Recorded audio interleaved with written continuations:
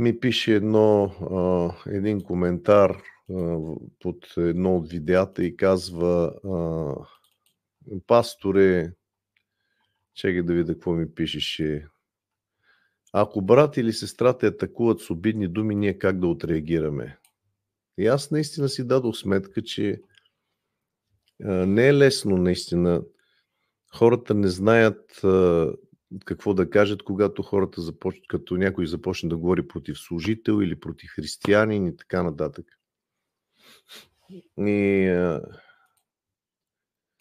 Но какво да ви кажа? Първото, което мога да ви кажа в тази връзка е в 1 Коринтияни 15:33 Павел казва: не се мамете или не се лъжете. Лошите другари покваряват добрите нрави. Значи, първото, което мога да ви кажа за хора, които говорят против служители, независимо дали съм аз или някой друг служител, или пък за Исус Христос особено, ако говорят против Него. Просто не общувайте с такива хора. Ако сте в такива групи, в които има такива хора във Фейсбук или на друго място, просто напуснете. Това е първото. Аз, когато се обърнах към Господа Исуса, за да остана християнин, оставих цялата си компания от невярващи приятели. Те бяха добри хора. Те, между другото, бяха много по-добри хора от някои християни, които познавам днес. От някои, казвам. Моите приятели бяха много добри момчета. Светски, но много добри. Маче аз ги оставих. Защото си знаех, че лошите другари покваряват добрите нрави. Тоест, те щяха да ме водят на друго място. А хора, които се наричат християни и говорят, злословят и така нататък, просто отделете се от тях. Защо? Защото ако вие продължавате да общувате с тях, ще станете като тях.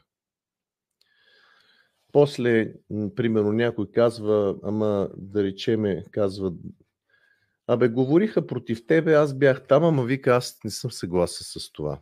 Да, обаче по нищо не си личи. Нали?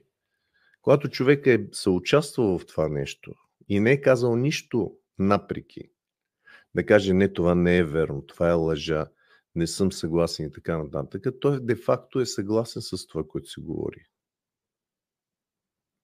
Значи трябва да се реагира и да се каже: това не е правилно, това не е верно и така нататък. Трябва да се изрази несъгласие. Първо. И второто, трябва да се напуснат такива хора.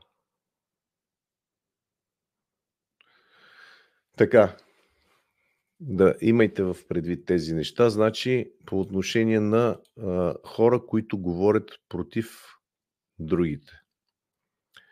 И освен това, в Библията, в Откровение 12:10, се говори за дявола, че той е клеветникът на нашите братя или обвинителят на нашите братя, който ги клевети денем и нощем пред нашия Бог.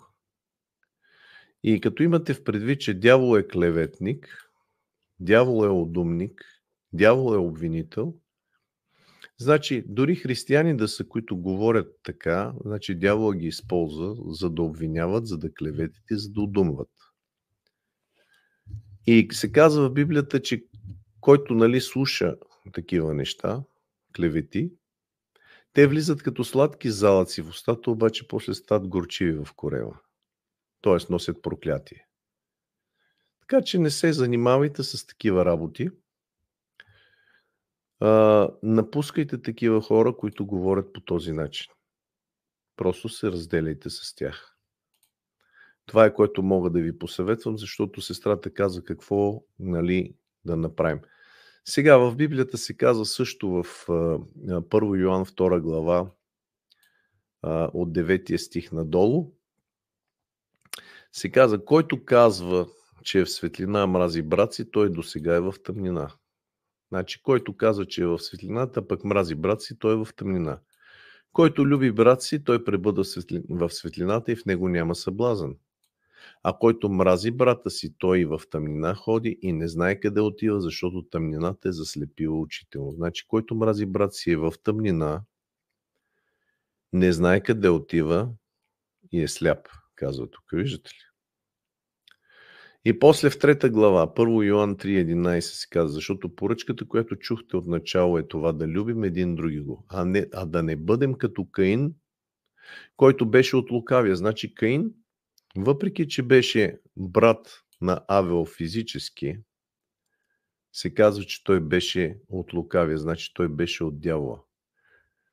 Ето ви, примерно, хора, които може да са наши братя, а в същото време да са от лукавия.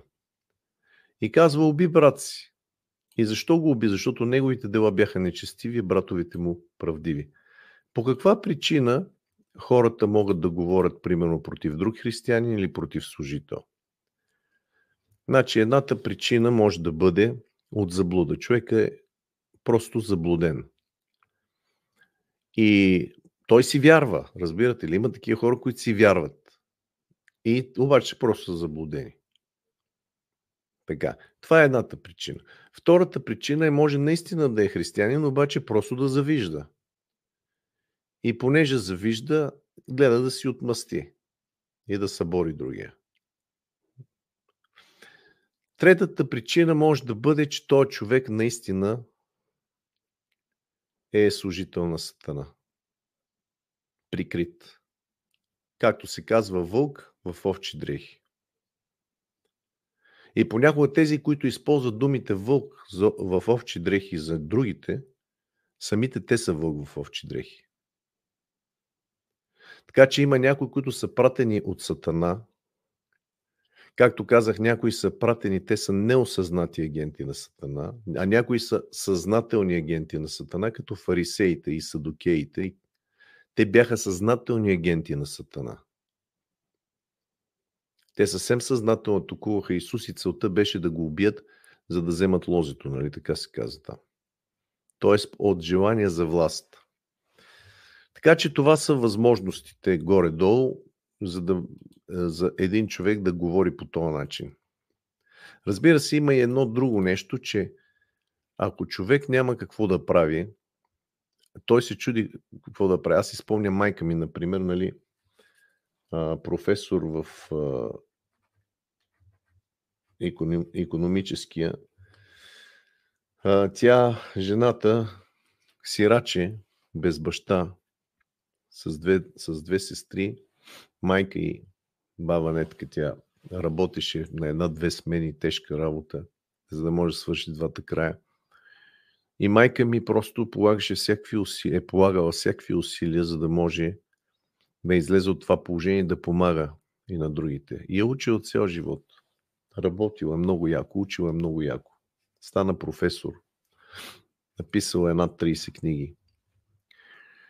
И това, което тя ми казваше, каза, Плами, не мога, вика, да разбера едно нещо. Откъде хората намират време да мислят и да говорят за други хора?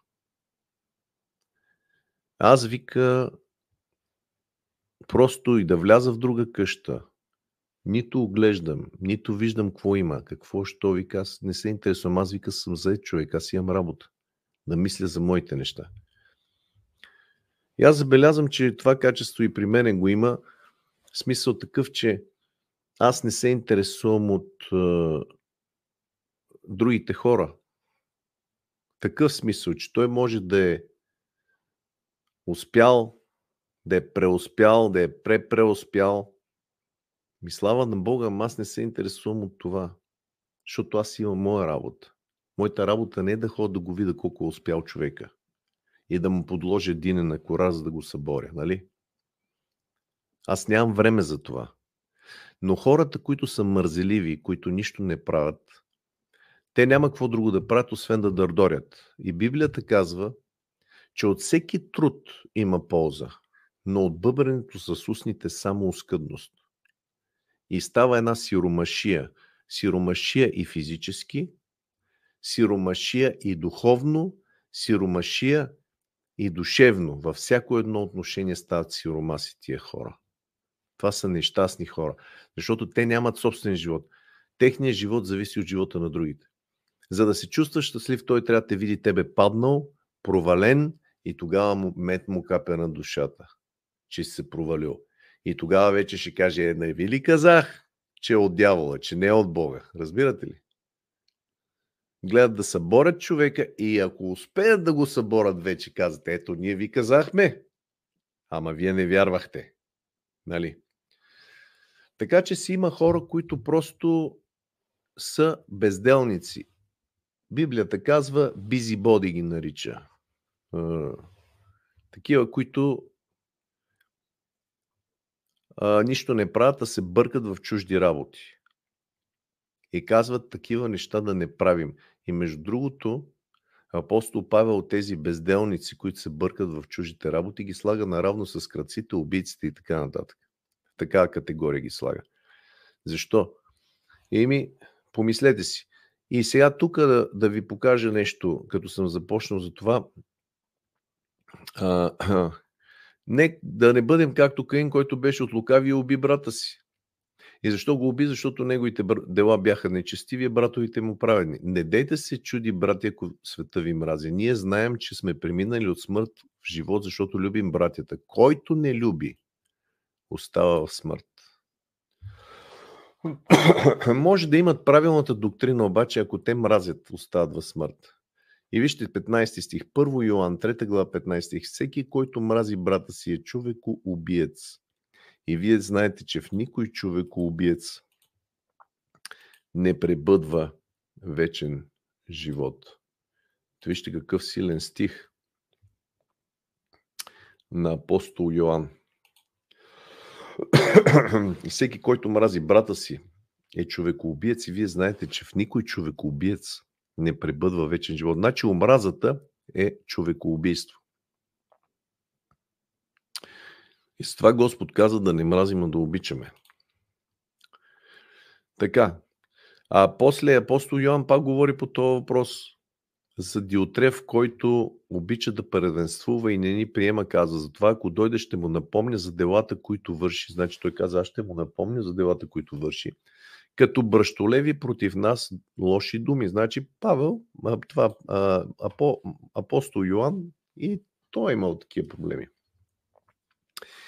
И казва, като не се задоволява с това, той не просто, че сам не приема братята, но възпира и тези, които искат да ги приемат и ги пъди или ги отлъчва от църквата.